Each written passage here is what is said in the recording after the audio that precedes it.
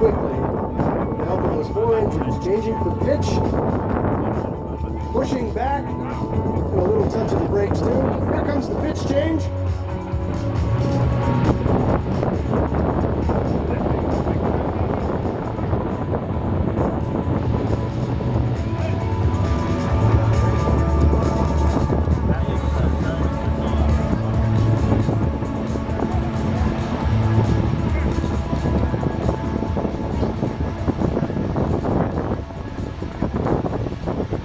You know, we have been trying to include again every aspect of the military, from the Coast Guard to the Air Guard, the Navy, the Army, the Marines, the Air Force.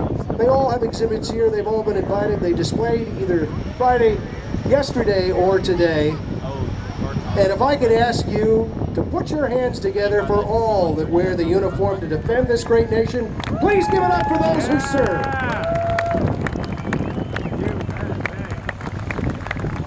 And give your Air Guard a big wave as they head on back over and say goodbye for the day and the weekend. Off to the left, Sean D. Tucker in the Oracle Challenger 3 taking off, and he's going to